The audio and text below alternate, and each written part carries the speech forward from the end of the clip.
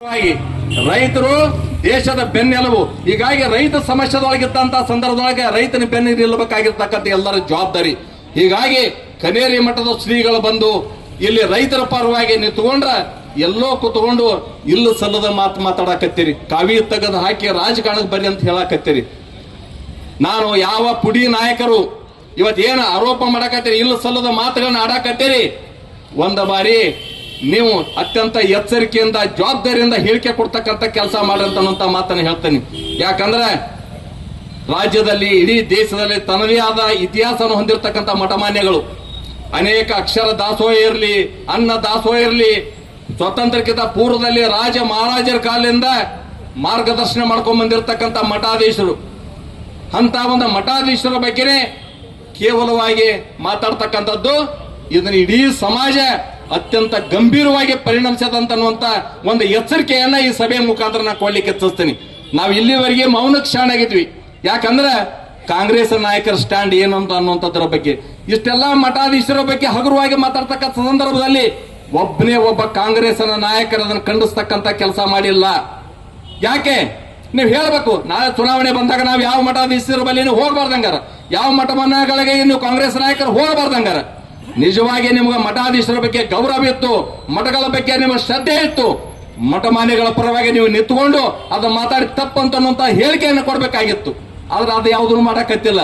ಒಂದರ ಧರ್ಮದ ವಿಷಯ ಬಂದಾಗನು ಇವತ್ತು ಅದರ ಬೆಂಬಲಕ್ಕೆ ನಿಲ್ತಕ್ಕಂಥ ಕೆಲಸ ಮಾಡಂಗಿಲ್ಲ, ರೈತರಿಗೆ ಬಂದಾಗನು ಅದರ ಬೆಂಬಲಕ್ಕೆ ನಿಲ್ತಕ್ಕಂಥ ಕೆಲಸ ಮಾಡಂಗಿಲ್ಲ. ಅಂದ್ರೆ ಕಾಂಗ್ರೆಸ್ನವ್ರು ಎಂತ ಪರಿಸ್ಥಿತಿ ಒಳಗೆ ಬಂದು ನಿಂತಾರಂತ ಅನ್ನುವಂಥದ್ರ ಬಗ್ಗೆ ರಾಜ್ಯದ ಜನ ನೋಡಕತ್ತಾರ. ನಿಮ್ಮ ಹತಾಶತೆ ಏನಂದ ಅನ್ನುವಂಥದ್ರ ಬಗ್ಗೆ ನಮ್ಗೆಲ್ಲರಿಗೆ ಅರ್ಥ ಆಗಕತ್ತೆ. ಇವತ್ತು ಏನಾಗ್ಯದ ಅಂದ್ರೆ ಇವತ್ತು ರಾಜ್ಯದಲ್ಲಿ ಇದ್ದಂತ ಸರ್ಕಾರ ಕೂಡ ಹೋಗ್ತದ ಅನ್ನುವಂಥದ್ರ ಬಗ್ಗೆ ಆಗಿಬಿಟ್ಟದ. ಈಗ ನಿನ್ನೆ ಕೂಡ ನಮ್ಮ ಗೃಹ ಸಚಿವರು ಹೇಳಿದ್ರು ಯಾವ ಸಂದರ್ಭದಾಗ ಏನಾಗ್ತದ ಅಂತ, ಅಂದ್ರೆ ಸ್ಪಷ್ಟತೆನೇ ಇಲ್ಲ. ಹೀಗಾಗಿ ಇವತ್ತು ರಾಜ್ಯ ಸರ್ಕಾರ ಇಲ್ಲ ಸಲ್ಲದ ಇಂಥವೆಲ್ಲ ಗೊಂದಲಗಳಿಗೆ ಕಾರಣೀಕರ್ತರಾಗ್ಯಕತ್ತದ.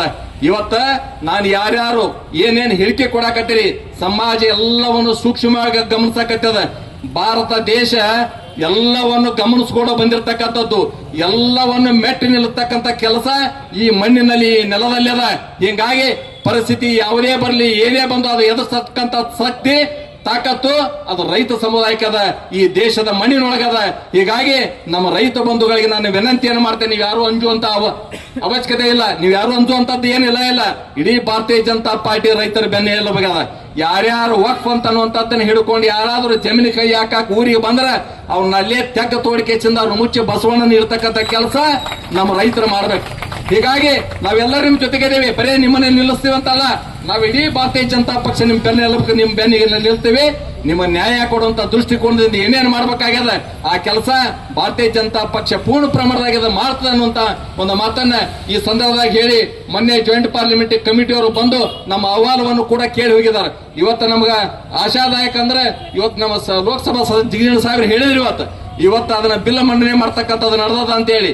ಅವರು ಕೂಡ ಇವತ್ತು ಪಾರ್ಲಿಮೆಂಟ್ದಾಗ ಈ ವಕ್ಫ್ ಸಂಬಂಧಪಟ್ಟಂಗ ಅದಕ್ಕೆ ಏನೇನು ಮಾತಾಡ್ಬೇಕು, ಪಾರ್ಲಿಮೆಂಟ್ದಾಗ ಏನೇನು ಪ್ರಶ್ನೆ ಹಾಕ್ಬೇಕಂತ ಒಂದು ತಯಾರಿಯನ್ನು ಮಾಡ್ಕೊಳ್ಳೋ ಸಂಬಂಧ ಇವತ್ತು ನಾವು ಆಫೀಸ್ನಾಗ ಕುಂತಾಗ ಅವರ ಅಧಿಕಾರಿಗಳಿಗೆ ಸೂಚನೆ ಕೊಟ್ಟಿರ್ತಕ್ಕಂಥದ್ದು ಕೂಡ ನಾವು ಕೇಳಿದ್ವಿ. ದೇಶದ ಭವಿಷ್ಯ ದೃಷ್ಟಿಕೋನದಿಂದ ಮುಂದಿನ ದೇಶದ ಭವಿಷ್ಯದ ಉಜ್ವಲಕ್ಕಾಗಿ ದೇಶವನ್ನ ಭದ್ರವನ್ನಾಗಿ ಕಟ್ಟಿಕೊಳಿಸುವಂತ ನಿಟ್ಟಿನೊಳಗೆ ನರೇಂದ್ರ ಮೋದಿ ಅವರು ಅದನ್ನ ಮಾಡ್ತಾರ. ಆ ವಿಶ್ವಾಸವನ್ನು ಎಲ್ಲರೂ ಇಡಬೇಕು. ಎಲ್ಲಿವರೆಗೆ ಗೆಜೆಟ್ ರದ್ದು ಮಾಡಂಗಿಲ್ಲ, ಎಲ್ಲಿವರೆಗೆ ಕಾಯ್ದೆಗಳನ್ನ ತೆಗೆದು ಹಾಕಂಗಿಲ್ಲ, ಅಲ್ಲಿ ತರಿಗೆ ನಮ್ಮ ಹೋರಾಟ ನಿಲ್ಲಾಗಿಲ್ಲ ಅಂತ ಅನ್ನುವಂತ ಮಾತನ್ನ ಈ ಸಂದರ್ಭದಾಗ ಹೇಳಿ ಹೋರಾಟದಲ್ಲಿ ಭಾಗಿಯಾಗಿರ್ತಕ್ಕಂಥ ಎಲ್ಲ ಹಿರಿಯರಿಗೆ ತಮಗೆಲ್ಲರಿಗೆ ಒಂದಿಷ್ಟು ನಾನು ಮಾತು ವಿರಾಮ ಮಾಡ್ತೇನೆ. ಜೈ ಹಿಂದ್, ಜೈ ಕರ್ನಾಟಕ.